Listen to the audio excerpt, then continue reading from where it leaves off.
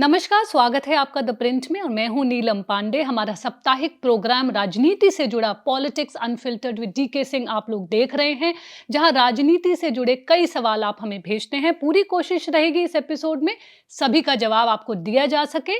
तो शुरुआत करते हैं। हमारे viewer Bharat that is India वो जानना चाहते हैं, जो राहुल गांधी की ईसीआई की प्रेस कॉन्फ्रेंस हुई, वो ये कहते हैं कि उन्होंने काफी सारे सबूत पेश किए। कर्नाटक सीआईडी को सबूत नहीं सौंपने का आरोप भी लगाया, पर वो कहते हैं इलेक्शन कमीशन पॉइंटेड जवाब ना देकर फिर ये सब बेबुनियाद कह रहा है। तो एफआईआर भी अगर लिखवाई है तो सबूत ईसीआई क्यों नहीं दे पा रही और फिर वो गलत साबित क्यों नहीं कर पा रही राहुल गांधी को? देखिए, इलेक्शन कमीशन की तरफ से जिस तरह का रिस्पॉन्स होता है उसमें गलतियां तो हैं। हम्म, अब कल भी राहुल गांधी के प्रेस कॉन्फ्रेंस के थोड़ी ही देर बाद ईसीआई का आ गया, बेसिकली इनकरेक्ट करके उसको लेके उनको ट्वीट कर दिया। फिर उन्होंने जो एक्सप्लेनेशन दिया उसको बहुत इंटरेस्टिंग एक्सप्लेनेशन। पहले तो कहते हैं कि एकदम बेसलेस है, जी, एकदम जो मतलब जो भी आरोप लगा रहे बेबुनियाद हैं है। पूरी बेबुनियाद है, पूरा बेसलेस है। फिर वो जो उसके साथ साथ जहां एक तरफ बेसलेस कर रहे हैं, फिर वो क्रेडिट लेने की कोशिश कर रहे हैं कि नहीं, ईसीआई के कहने पे एक एफआईआर लॉन्च हुआ था हम्म, जिसमें से जो नाकाम कोशिश हुई थी वोटर्स का नाम डिलीट करने का, हटाने का, तो कह रहे हैं कि नाकाम कोशिश हुई थी डिलीट करने का वोटर्स का नाम, उस पर क्रेडिट ले रहे हैं कि ईसीआई ने करवाया था एफआईआर, मतलब ईसीआई की अथॉरिटी से हुआ था।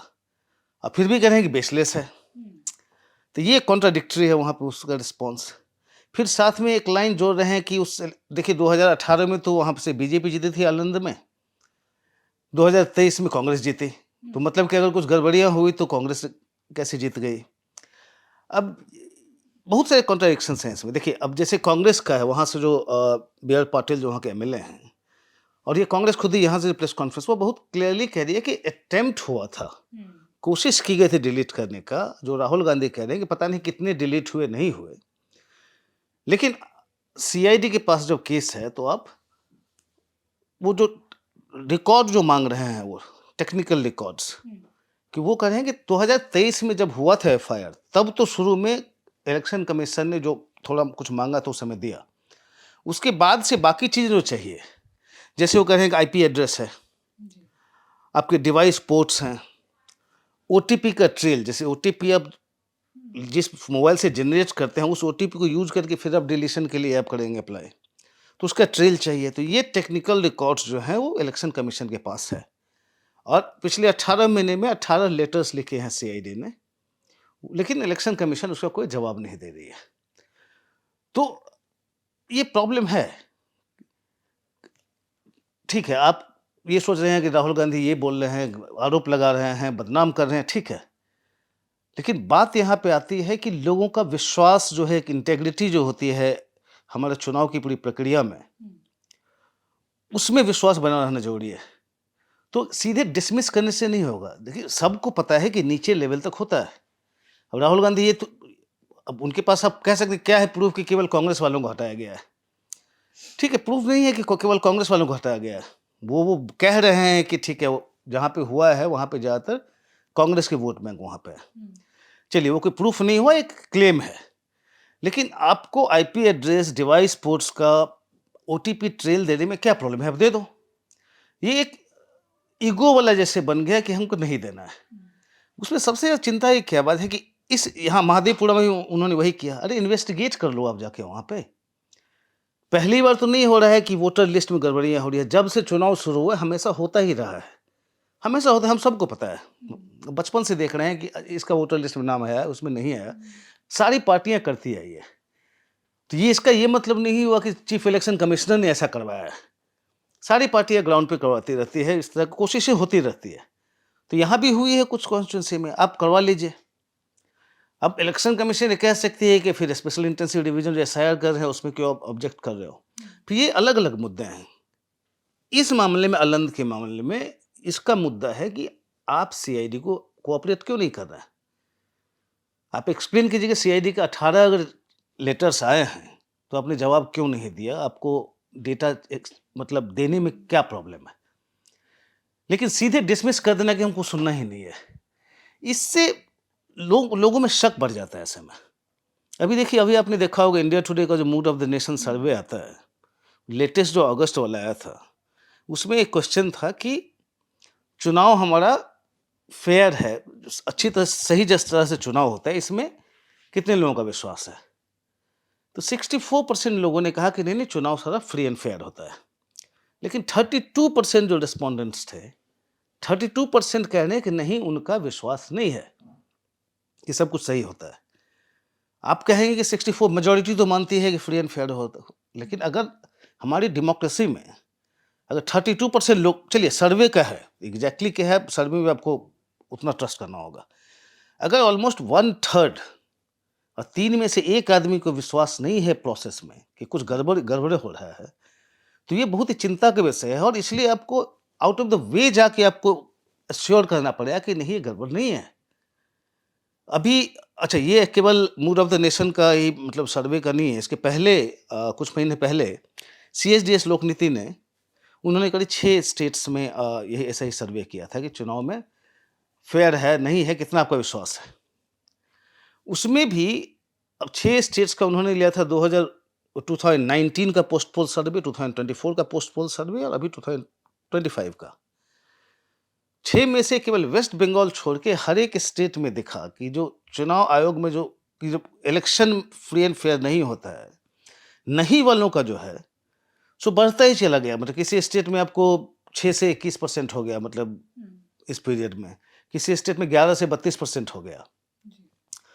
तो लोगों को संदेह जो हो रहा है, ये चुनाव आयोग का बहुत ही प्रोएक्टिवली होके उनको ही दिखाना पड़ेगा कि नहीं, गड़बड़ियां नहीं है। और ऑब्वियसली हमारी डेमोक्रेसी इतनी स्ट्रांग है, उसमें जिस लेवल का एलिगेशन है कि जैसे कि संस्थागत रूप से सारी गड़बड़ी हो रही है, ऐसा तो हो नहीं सकता।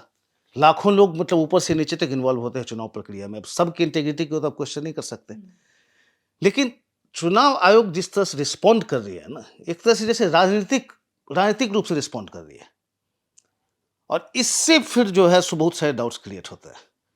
तो मेरे ख्याल से इसमें CC ज्ञानेश कुमार हो या जैसे एज एन इंस्टीट्यूशन जो है इलेक्शन कमीशन को ठीक से एड्रेस करने की जरूरत है। आप बता दीजिए आपने क्योंकि क्या क्या डेटा दिया है, क्या मांगा है CID ने, दे रहे हैं तो क्यों नहीं दे रहे हैं, नहीं दे रहे हैं तो क्यों नहीं दे रहे हैं, इतना ही तो आपको करना है। ये आप करने को तैयार नहीं है। महादेवपुरा में केवल इतना करना था कि ठीक है, हम इन्वेस्टिगेट करवा लेंगे। एक छोटे से केवल महादेवपुरा के लिए एक टेम्पररी एक SIR तुरंत करके दे दीजिए उनको, और जो गड़बड़ियाँ निकलेगी, कोई गड़बड़ियाँ होगी, बिकॉज नीचे लेवल पे अलग अलग पार्टीज करती रहती है, उनको ठीक करें। उसको अब ठीक करो। इतना पर्सनैलिटी, मतलब एक वो जो क्लैश शुरू हो गया है ना, मतलब इधर अपोजिशन लीडर के बीच में और CC के बीच में, ये ठीक नहीं है। मतलब ओवरऑल हमारे जिस तरह हमारे पूरा सिस्टम है उसके लिए ठीक नहीं है। संकल्प का इसी से जुड़ा एक प्रश्न है और जो काफ़ी मतलब महत्वपूर्ण प्रश्न है, वो पूछते हैं कि राहुल गांधी की वोटर चोरी वाली जो मुहिम है, उसका मकसद क्या है? खासकर वो कहते हैं पार्टी का आर्डर तो उनका समर्थन कर रही है, लेकिन पार्टी के अनुभवी नेताओं की इस पर क्या राय है? और वो ये कहते हैं संकल्प कि राहुल कोई ठोस सबूत ना ला रहे हैं और ना ही चुनाव आयोग इन आरोपों को प्रभावी ढंग से जवाब दे रहा है। वो ये भी जानना चाहते हैं, क्या कोई संवैधानिक विशेषज्ञ इस पर हलफनामों की बात कर चुके हैं, तो क्या इसका संवैधानिक व्याख्या का फैसला अदालत ही कर सकती है, तो वहां कोई क्यों नहीं जा रहा है? देखिए, सबसे लास्ट क्वेश्चन में तो मैं अभी अभिषेक सिंघवी का एक ये देख रहा था, अब उन्होंने एक इंटरव्यू में बोला हुआ था कि भाई अदालत में हम जाएंगे तो ये लोग कहें कि आज जब कोर्ट डिसाइड कर ही लेगी तो आप अभी क्या बोल रहे हो। चलिए, लॉजिक सही है, गलत है, लेकिन अदालत में जाकर ये बोलेंगे कि सब जुडिस है, इसलिए हम इस पर कोई बात नहीं करेंगे। राहुल गांधी से भी ये प्रश्न किया गया था। तो जी। ये अपना एक पॉलिटिकल स्टैंड है, ठीक है। लेकिन फिर मैं पुराने सवाल पे आऊँगा। देखिए, मैं पहले भी एक बहुत ही इंटरेस्टिंग घटना है, मेरे एक दोस्त के साथ हुई थी, आज मैं फिर से मुझे याद आ रहा है, शायद पहले बोला भी होगा मैंने।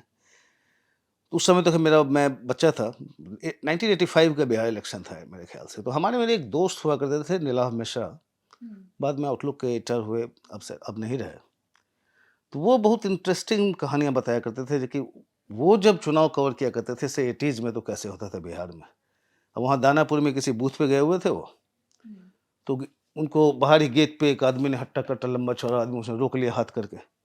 मैंने कहा, अरे मैं पत्रकार हूँ। बोला, कुछ नहीं, अलग रहो। अब बड़ा स्ट्रांग कद्दावर और हट्टा कट्टा था, ये बेचारे कुछ कर नहीं पाए। फिर 2-4-5 मिनट बाद उसने बगल में थैला में से लेके बॉम्ब निकाल के लिखना फेंकना शुरू कर दिया बूथ पे। अल्लाह आगम, लोग भागे, सब ये हो गया। ये भी हतप्रभ कि ये क्या हो रहा है। फिर इनकी तरफ देखा उसने कि इसलिए कह रहा था ना कि तू पत्रकार है, जाके वहां पे मन मर जाता तो फिर से दोबारा चुनाव हो जाता, सारी मेहनत मेरी बेकार चली जाती। तो ये इस तरह के होते रहते थे। अब देखिए, अभी हमारे कॉलीग हैं सानिया ढिंगड़ा, उनकी अब स्टोरी पढ़िएगा, वही 95 में जैसे हुआ। मैं कह रहा हूँ कि नई चीजें नहीं हो रही। 95 में टीएन सेशन बिहार चुनाव के मेन मुद्दे बन गए वो, बिकॉज टीएन सेशन ने अपने पे ले लिया कि बिहार चुनाव मुझे एकदम सही करवाना है। बहुत अधिकारियों के ट्रांसफर करवाए, बहुत लोगों के खिलाफ शिकायत की। मतलब उतना लंबा चुनाव, करीब करीब 4 महीने चुनाव चला था, बिकॉज कई बार पोस्टपोन कर दिया, मतलब यहाँ पे गड़बड़ियां हो रही है, फिर चुनाव पोस्टपोन फिर से होगा। तो उस समय लालू यादव और सेशन में जो था, मतलब लालू यादव उसमें कहते थे कि इसको जो है सो मैं भैंस पे बैठा के इसको गंगा में जो है सो क्या बोलते थे, हिला दूंगा, मतलब ये ऐसे कर दूंगा। तो मेजर पब्लिकली टसल हुआ लालू यादव और इलेक्शन कमीशन में हुआ था, बिकॉज सेशन भेजे कि कुछ भी हम गड़बड़ नहीं होने देंगे। उसमें तो कास्टिज्म भी आ गई थी, वीपी सिंह और सब उसमें घुस गए थे कि भाई जो मंडल से हमें जो फायदा हुआ, ये लोग चाहते हैं कि भाई पुराने जो अपर कास्ट के लोग और उस तरह की उनकी जो राजनीति चल रही है उन्हीं का चलता रहे, इसीलिए कोशिश हो रही है चुनाव को मतलब इस तरह से कंडक्ट जो इलेक्शन कमीशन कर रही है। तो इलेक्शन कमीशन उस समय मुद्दा बन गया था। चलिए ठीक है, लालू यादव उसमें अच्छे से जीत भी गए थे, लेकिन टीएन सेशन ने भी जो चुनाव ठान ली थी कि सही चुनाव होगा, वो करवाया।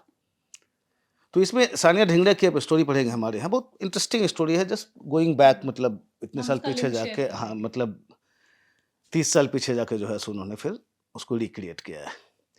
जब अब ये मैं इसलिए कह रहा हूँ कि हमेशा से ही रहा है, हर एक पार्टी कोशिश करती थी। उस समय अगर बैलेट पेपर्स थे, अब ईवीएम्स हो गए हैं, तो उस समय के आरोप अलग थे, अब आरोप धीरे अलग होते गए, गड़बड़ियाँ होती रही है।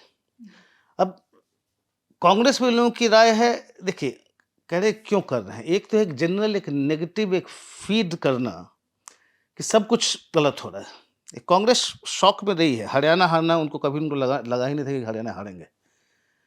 महाराष्ट्र में बहुत कॉन्फिडेंट थे जीतेंगे, और खास करके 2024 के लोकसभा चुनाव के बाद जो ये सब हुआ, तो इतना अचानक कैसे चेंज हो गया।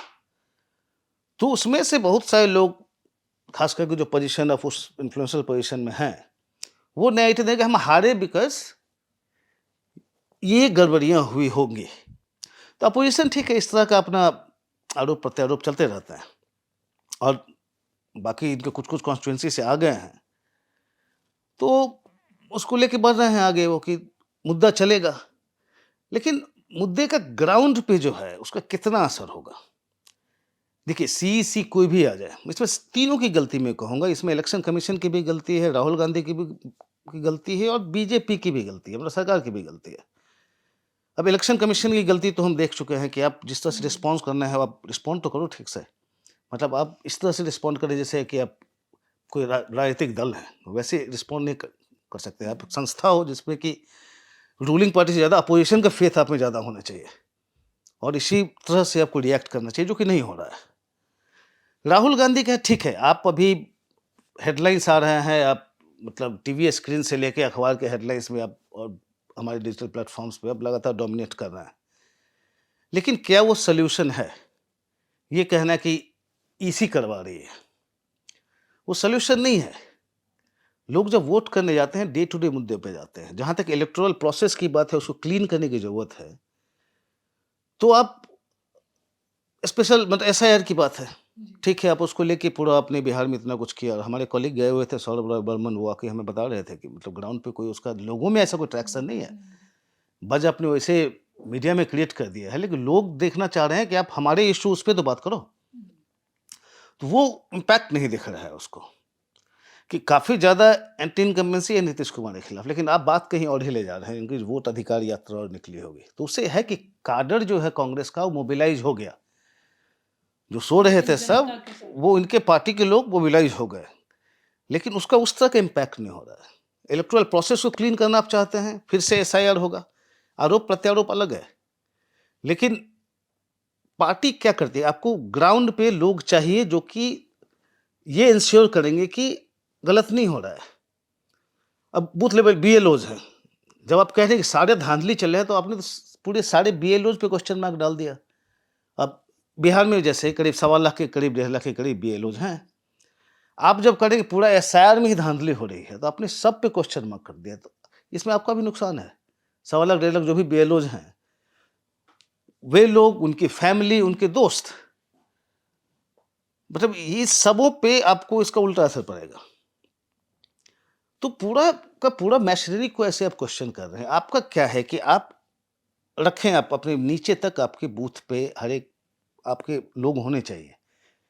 जैसे मैं नारा लोकेश से पूछ रहा था कुछ दिन पहले, मैं इससे चर्चा भी की थी अपने इसी प्रोग्राम में, कि वो इतने कॉन्फिडेंट हैं कि उनका कुछ नहीं बिगड़ेगा, बिकॉज़ जब भी ये वोटर रिवीजन होता है, सारा कुछ उनके लैपटॉप पे पड़ा हुआ है डिटेल।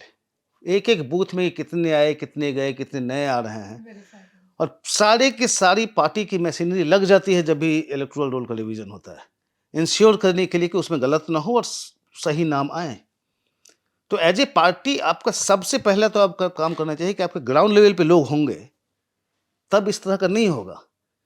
नहीं तो आप जितना भी प्रेस कॉन्फ्रेंस कर लें, जितना भी बोल लें, महादेवपुरम में जो हुआ, मतलब कथित तौर पे, वो और भी बहुत जगह होगा, होता रहेगा।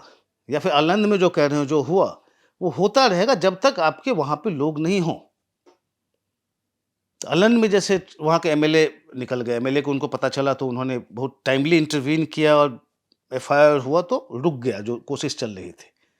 लेकिन उनको एक बीएलओ ने अलर्ट कर दिया था, क्योंकि उस बीएलओ के अंकल का नाम हट रहा था, तो उसने चेक किया था।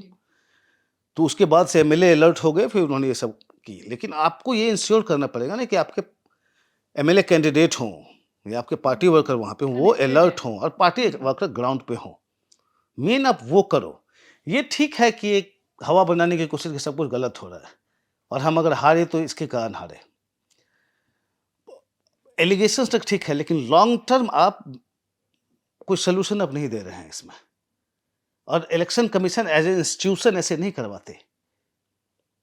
तीसरी बात जो कह रहा था कि कहाँ बीजेपी या सरकार कहाँ पर रिस्पॉन्सिबल है। आपको एक मौका मिला था, सुप्रीम कोर्ट के डायरेक्शन से ही था। कभी सारा शक क्यों जाता है कि अब इलेक्शन कमिश्नर और या चीफ इलेक्शन कमिश्नर जो है सरकार बनाते हैं, प्रधानमंत्री जिसको चाहते हैं उसको बना देता है। सुप्रीम कोर्ट की रूलिंग के बाद आपने जब वो लेजिस्लेशन लाया ईसी और सीईसी के अपॉइंटमेंट को लेके, उसमें लेजिस्लेशन ऐसे लाया है कि पुरानी ही सिस्टम चल गई है। इसके लिए कहने को तो लीडर ऑफ अपोजिशन है, लेकिन 2 आपके रहेंगे, एक प्रधानमंत्री, एक नॉमिनी मतलब उनके रहेंगे, कैबिनेट मिनिस्टर। तो अल्टीमेटली जो प्रधानमंत्री अकेले चाहते हैं उनका हो जाएगा। तो करीब-करीब पुराना सिस्टम ही चल रहा है। वो सुधार करने का अच्छा मौका था, लेकिन वो लेजिस्लेशन में सरकार ने नहीं किया। फैक्ट है कि कोई भी रूलिंग पार्टी मतलब क्यों चाहेगी कि जो अपना करवा रहे हो सीईसी इलेक्ट, मतलब जिसको चुन सकते हो, वो बीच में अपोजिशन को भी क्यों घुसाएं? जो जरूरी है करना, लेकिन वहाँ पे सरकार भी फेल कर गई। तो मैं कह रहा हूँ कि इलेक्शन अभी जो सारा कंट्रोवर्सी चल रहा है, उसमें चुनाव आयोग से लेके कांग्रेस से लेके बीजेपी तक सबकी कहीं न कहीं गलती है, और उनको लार्जर इंटरेस्ट में, जो मैं बात कर रहा हूँ कि लोगों का विश्वास घटता जा रहा है इस प्रोसेस में, वो डेमोक्रेसी के लिए बहुत डेंजरस है अगर लोगों को विश्वास आपके रिजल्ट में नहीं हो तो। तो इसी में सबके कॉमन इंटरेस्ट में है कि सारे लोग, मतलब ये किसी तरह से ये परसेप्शन नहीं बने दें कि कुछ गलत हो रहा है। नहीं भी हो रहा होगा, वो नहीं है कि चुनाव फेयर हो रहा है, ये ठीक है, लेकिन दिखना भी चाहिए, लोगों को विश्वास भी होना चाहिए कि फेयर हो रहा है चुनाव। जी। नितिन पटेल जानना चाहते हैं, मोहन भागवत जो आरएसएस चीफ हैं, उन्होंने कहा था जनसंख्या को लेकर, खासकर मुस्लिम आबादी की वृद्धि पर बयान दिया। वह हिंदू राइट विंग की आम साजिशों, सिद्धांतों से बिल्कुल उलट है और एनएफएस का जो सर्वे आता है, एनएफएचएस 5 के आंकड़ों के अनुसार काफ़ी सटीक भी है। आपके अनुसार इस बदलाव के पीछे क्या कारण हो सकते हैं? देखिए, कुछ ही साल पहले तक ठीक है, अब संघ का देखिए ना, संघ का बहुत कुछ चेंज कर रहा है। अभी जो मोहन भागवत जी का आपने देखा 3 दिन का, अब वो सबका इवोल्यूशन होता है, संस्थाओं का, आइडियोलॉजी का धीरे-धीरे समय के साथ चेंज होता रहता है। ये जो एक बहुत दिनों से चलता रहा था कि जो मुस्लिम्स का बहुत ज़्यादा रेट ऑफ ग्रोथ है, मतलब फर्टिलिटी रेट काफ़ी ज़्यादा है, हिंदू रेट काफ़ी कम है। ये NFHS 5 की ये बात कर रहे हैं जो 2019 से 21 तक का है। आप NFHS 1 का ले लीजिए 92-93 वाला। तो ये सही था जैसे कि मुस्लिम्स का एक तो रेट ऑफ ग्रोथ ज़्यादा तो काफ़ी ज़्यादा था उस समय मतलब हिंदूज़ के मुकाबले।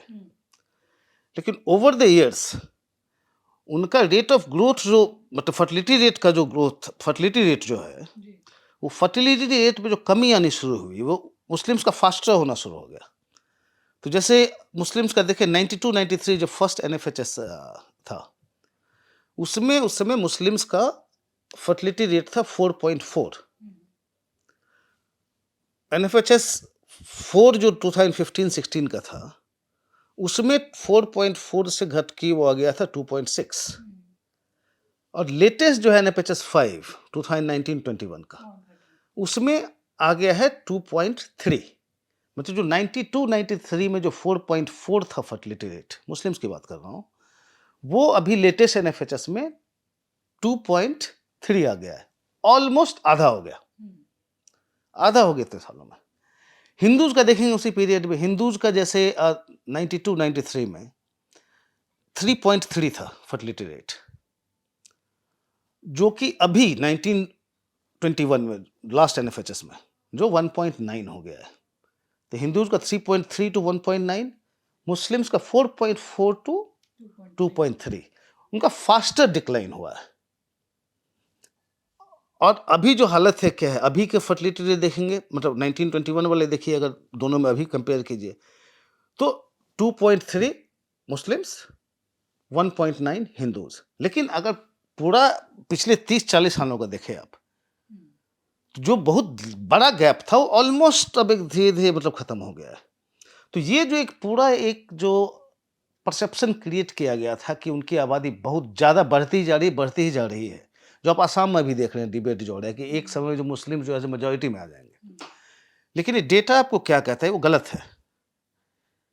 मतलब एक परसेप्शन बिल्ड करना रियलिटी एकदम अलग अलग है जो कि अगर अपने मोहन भागवत को सुना होगा विज्ञान भवन में उन्होंने अपनी स्पीच में भी कहा कि एक समय था जो कि हिंदूज का जो है सो कम था और कमता ही चला गया। लेकिन दूसरे भी जो थे मतलब वो मुस्लिम की तरफ हिंट करे थे दूसरों जिनका काफ़ी ज़्यादा था उनका भी काफ़ी कम हो गया। एक तरह का एक्नॉलेजमेंट है इस डेटा का कि मतलब वो उतनी चिंता की बात नहीं है। अब एक ओवरऑल देखने की बात कि अब फर्टिलिटी रेट जो है वो कंसर्न नहीं रहा। तो वो जो एक फर्टिलिटी रेट पे एक जनरली एक प्रोपेगेंडा चलता रहता है ना और जो कि फैक्चुअली भी एक सही में सही होगा। लेकिन अब जो डेटा वो कह रहा है कि ऐसा मतलब ऐसा कुछ है नहीं। तो इसीलिए सेम चीज़ को आप आर्गुमेंट रिपीट नहीं कर सकते। दैट इज वन पॉइंट जो कि इन्होंने NFHS की बात की। दूसरी बात उसमें है कि संघ का भी इवोल्यूशन हो रहा है। देखिए जब वो संघ उतना उस तरह जानी नहीं जाती अभी तो मेन स्ट्रीम संघ हो गई है। मतलब एक सामाजिक और सांस्कृतिक संस्था इसका जितना इन्फ्लुएंस है इंडिया में मतलब किसी वर्ल्ड में कोई एक संस्था का इस तरह का भी इन्फ्लुएंस नहीं है। तो एक जो कहते हैं पहले जैसे मैं जब भागवत जी का ये सवाना शुरू हुआ था कि उन्होंने फिर से जब हिंदू का डेफिनेशन दिया। अब हिंदू का डेफिनेशन हिंदू धर्म से नहीं है। उनके हिंदू के डेफिनेशन में सब आते हैं, मुस्लिम्स भी आते हैं, क्रिश्चियंस भी आते हैं, सब आते हैं। जो पहले वैसे कहते थे वे ऑफ लाइफ है लेकिन अब बहुत ही क्लिनिकली उन्होंने उसको डिफाइन किया है कि इसको अब धर्म से मत जोड़ो। कि जब हम हिंदू राष्ट्र कहते हैं मतलब ये नहीं कि हम एक धर्म की बात कर रहे हैं। तो RSS भी अपने आप को क्लैरिफाई कर रही है, रीडिफाइन कर रही है। और रीडिफाइन नहीं कहेंगे उसको मतलब ठीक से उसको बहुत ही प्रॉपर वे में एक्सप्लेन करें कि उनका मतलब क्या है। तो मैं पूछ रहा था इनफैक्ट संघ से एसोसिएटेड लोगों से कि ये चेंज क्यों आ रहा है। तो पहले तो जैसे कहते हैं ना कि शुरू में वही थे कि एक समय था कि हिंदू खतरे में है बिकॉज दूसरे का पॉपुलेशन बढ़ता जा रहा है। वो तो आपकी निकल के आ गया, ऐसा कुछ अब नहीं हो रहा है, मतलब ऑलमोस्ट बराबर हो गया है। मतलब फर्टिलिटी रेट की बात कर रहा हूँ मैं। दूसरा कि ये कहते हैं कि अब जब हम देख रहे हैं कि हिंदू टू एन एक्सटेंट संगठित हो गए हैं, वो एक धर्म की बात नहीं रही है कि तो अब इनका जो नेशनल रिकंस्ट्रक्शन जो लार्जर जो सोसाइटी के लिए गोल है, अगर फिर से झगड़ा होता रहा ये हिंदू मुस्लिम में हो या हिंदू और किसी में हो, तो झगड़ा होता रहा, तो इनका लार्जर गोल जो एक समाज को पूरा परिवर्तन लाना है, या कल्चरल जो आपको करने हैं काम, वो झगड़े अगर होते रहे तो फिर वो नहीं कर पाएंगे।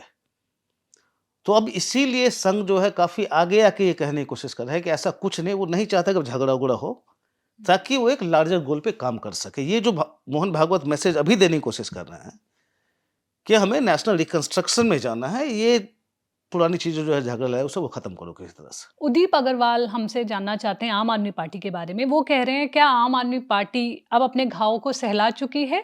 क्या वे वापसी कर सकते हैं, या फिर हम देश की, वो कहते हैं, सबसे युवा और पहचाने जाने वाली पार्टी के पतन की शुरुआत देख रहे हैं? अभी इस पे कहना मुश्किल है, मतलब डिक्लाइन तो शुरू हुआ है, लेकिन बहुत कुछ डिपेंड करेगा कि पंजाब में क्या होता है। अगर पंजाब में आउट ऑफ पावर आते हैं वो, तो अभी तो दिल्ली में तो देख ही रहे हैं कि आम आदमी पार्टी एकदम गायब ही हो गई है।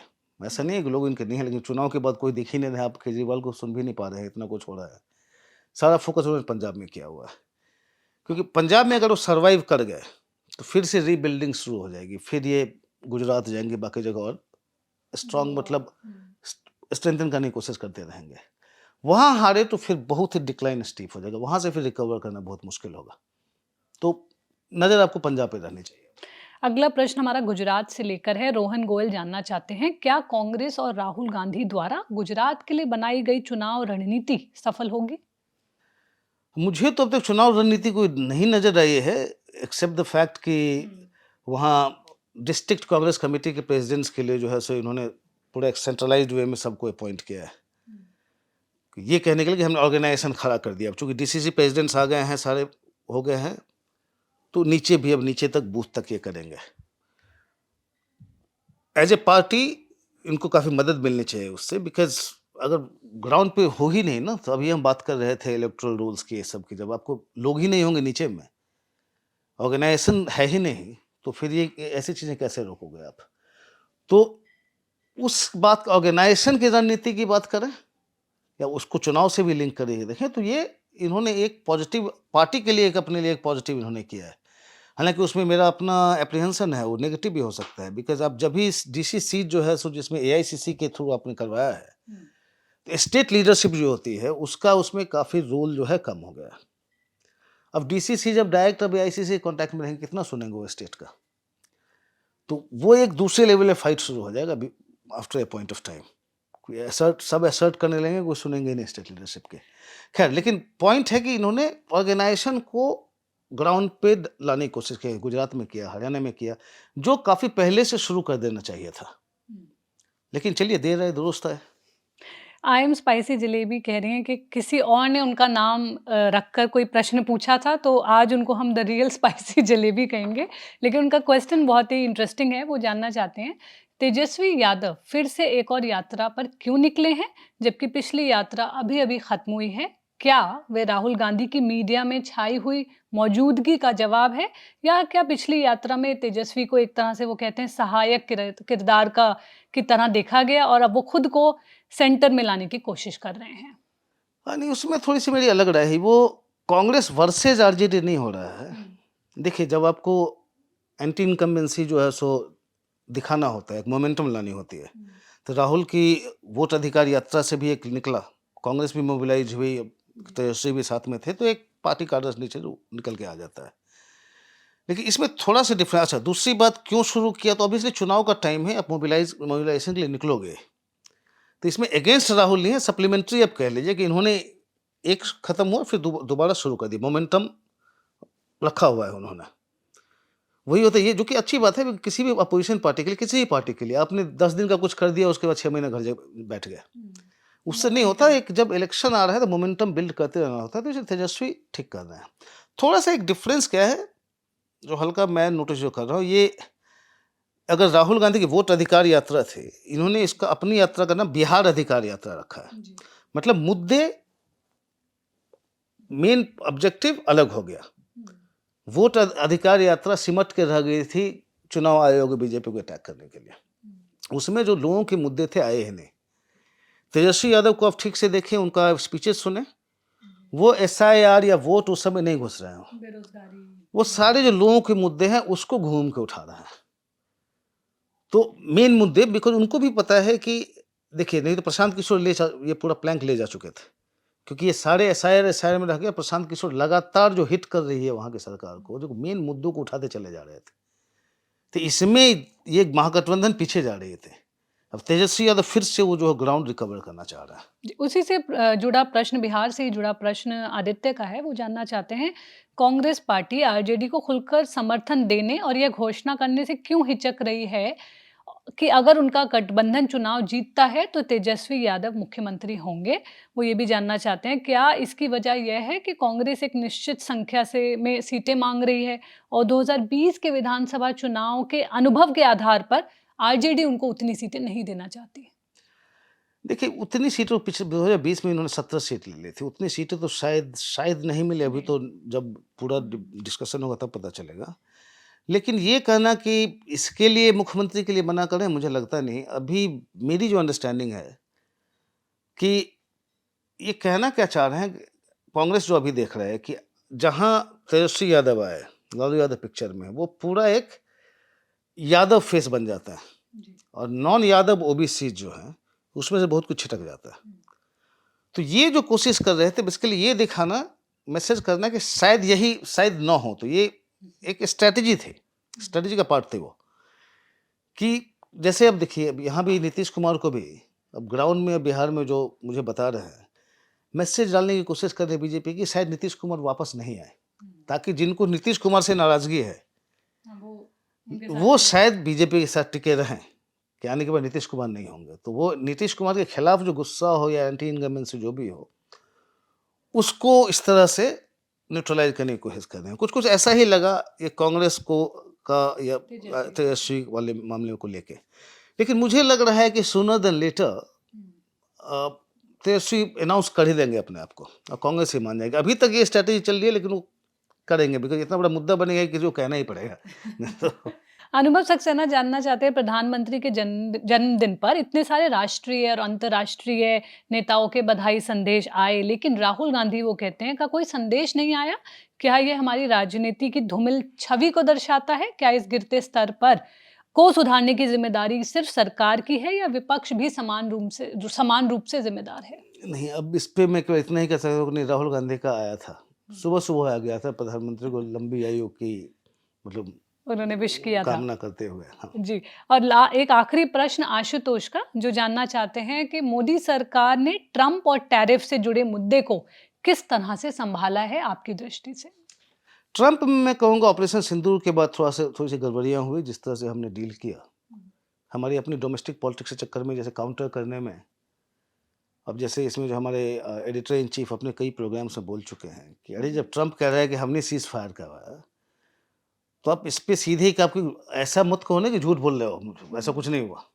आप कहो कि अच्छा किया कि पाकिस्तान को आपने मना लिया, नहीं तो पाकिस्तान को नेस्तनाबूद कर देते।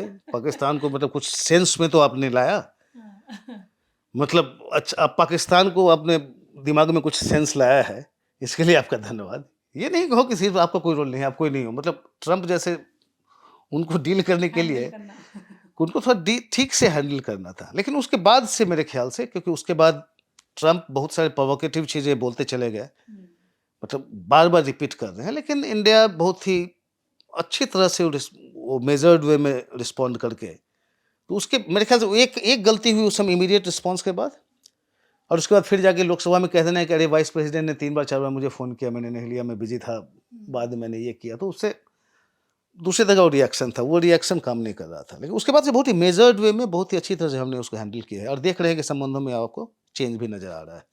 टैरिफ में सही स्टैंड है इंडिया का, मतलब गिव अप नहीं कर सकते, डिक्टेट नहीं कर सकते। अब हमारे एग्रीकल्चर सेक्टर को अगर प्रोटेक्शन की जरूरत है तो उस पर हम कंप्रोमाइज़ नहीं करेंगे। डेयरी को प्रोटेक्शन की जरूरत है, कंप्रोमाइज़ नहीं करेंगे। तो वो इंडिया ने स्टैंड लिया हुआ है, और इतना फर्म रहे कि फिर यूएस को भी अब पता है कि इन मामलों में बहुत ज़्यादा पुश नहीं कर सकते। अब फाइनल देखते हैं क्या होता है, लेकिन इंडिया का अभी तक स्टैंड मेरे ख्याल से ठीक है। हमारे व्यूअर्स के सारे प्रश्नों का जवाब देने के लिए बहुत बहुत धन्यवाद। हम हाजिर होंगे अगले सप्ताह कुछ नए सवालों के साथ। आप भी हमें अगर कोई सवाल हो राजनीति से जुड़ा तो ज़रूर भेजिए।